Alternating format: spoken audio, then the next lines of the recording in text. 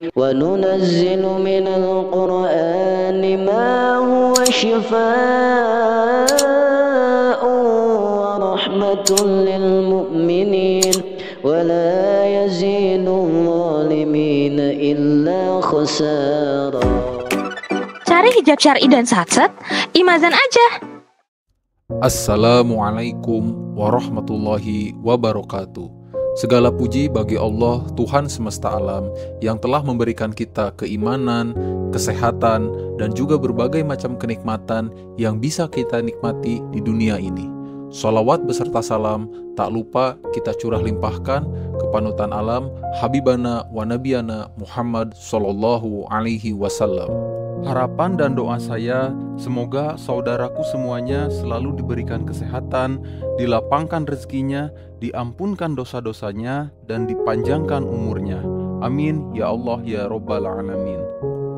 Allah Subhanahu wa Ta'ala memerintahkan seluruh hambanya untuk berdoa dan mengharap hanya kepadanya. Sebagaimana Allah firmankan dalam Al-Quran, dan apabila hamba-hambaku bertanya kepadamu, Muhammad, tentang aku, maka sesungguhnya aku dekat. Aku kabulkan permohonan orang yang berdoa apabila dia berdoa kepadaku. Hendaklah mereka itu memenuhi perintahku dan beriman kepadaku, agar mereka memperoleh kebenaran.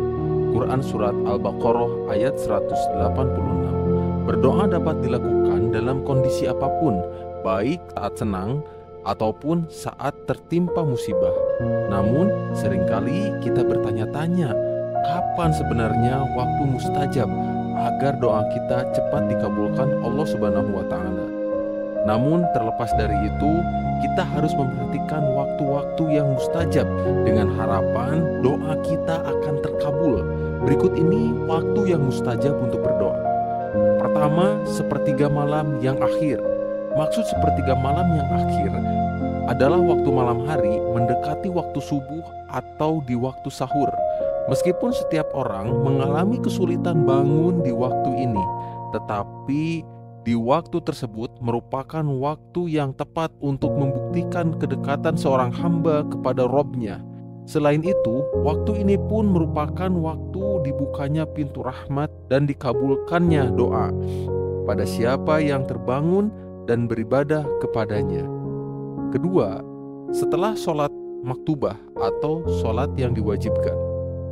Usai melaksanakan sholat wajib merupakan kondisi seorang hamba dekat dengan Tuhannya. Kondisi inilah yang menyebabkan berdoa selesai sholat merupakan salah satu waktu mustajab untuk berdoa. Allah Subhanahu wa Ta'ala berfirman, apabila kalian telah selesai mengerjakan sholat, berzikirlah kepada Allah dalam keadaan berdiri, duduk, ataupun berbaring di atas lambung-lambung kalian. Quran Surat An-Nisa ayat 103. Dalam hadis diriwayatkan oleh Tirmizi, Rasulullah SAW pernah ditanya, wahai Rasulullah, kapankah doa yang paling didengar Allah? Rasulullah SAW menjawab, doa di tengah malam dan doa setelah sholat fardu. Kemudian di poin ketiga, saat berbuka puasa bagi orang yang berpuasa. Dari Abdullah bin Amr bin As radhiyallahu anhu bahwa dia mendengar Rasulullah SAW bersabda, sesungguhnya bagi orang yang berpuasa pada saat berbuka ada doa yang tidak ditolak. Hadis riwayat Ibnu Majah. Sahabat Muslim rahimakumullah. Kemudian di poin keempat, waktu antara azan dan iqomah.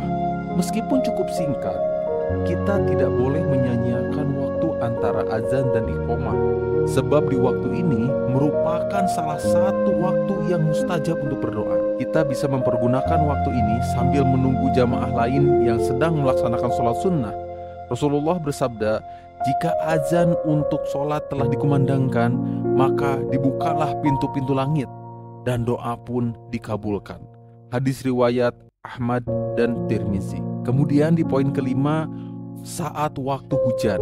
Di waktu inilah Allah menurunkan rahmatnya berupa curahan air hujan yang menghidupkan dan menyuburkan tanaman. Maka tidak heran jika waktu hujan ini merupakan bagian dari waktu yang mustajab untuk kita berdoa. Rasulullah SAW bersabda, Dua orang yang tidak ditolak doanya adalah ketika azan dan ketika rapatnya barisan saat perang.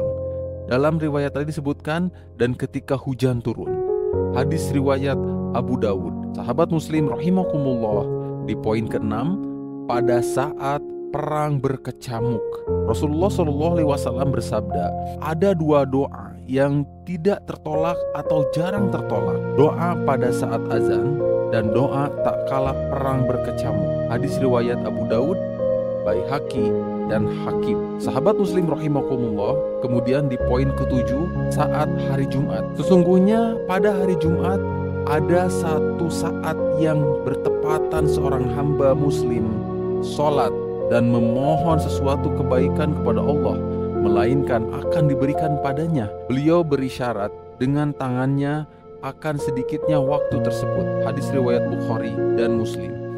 Dan kemungkinan besar waktu tersebut berada pada saat imam atau khotib naik mimbar hingga selesai sholat Jumat atau hingga selesai waktu sholat asar bagi orang yang menunggu sholat maghrib. Kemudian di poin 8, pada hari Arafah tanggal 9 Zulhijjah. Hari Arafah memang salah satu hari istimewa dalam Islam, karena pada hari itu Allah memberikan kemuliaan kepada hambanya yang sedang berkumpul di Arafah di hadapan para malaikatnya. Rasulullah SAW bersabda, tidak ada satu hari pun Allah memerdekakan hamba dari neraka lebih banyak daripada hari Arafah, dan sesungguhnya Allah mendekat. Kemudian dia membanggakan kepada mereka para hambanya yang sedang berkumpul di Arafah kepada para malaikat. Hadis riwayat Muslim. Kemudian di poin 9, pada malam Lailatul Qadar, Allah Subhanahu wa Ta'ala berfirman dalam Al-Quran, malam kemuliaan itu lebih baik dari 1000 bulan. Pada malam itu para malaikat turun, tak terkecuali malaikat Jibril dengan izin Tuhannya untuk mengatur segala urusan. Malam itu penuh dengan kesejahteraan sampai terbitnya fajar.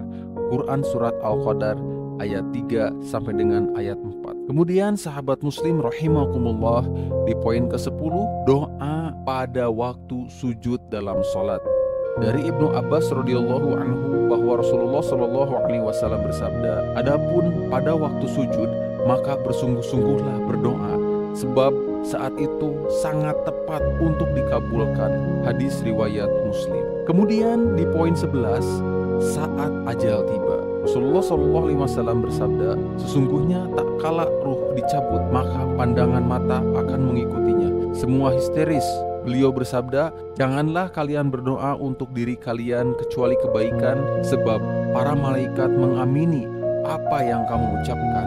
Hadis riwayat Muslim. Kemudian sahabat muslim rahimakumullah, di poin ke-12, pada waktu bangun tidur pada malam hari bagi orang yang sebelum tidur dalam keadaan suci dan berzikir kepada Allah. Dari Amr bin Anbasyah radhiyallahu anhu bahwa Rasulullah SAW bersabda, tidaklah seorang hamba tidur dalam keadaan suci lalu terbangun pada malam hari kemudian memohon sesuatu tentang urusan dunia atau akhirat, melainkan Allah akan mengabulkannya. Hadis riwayat Ibnu Majah.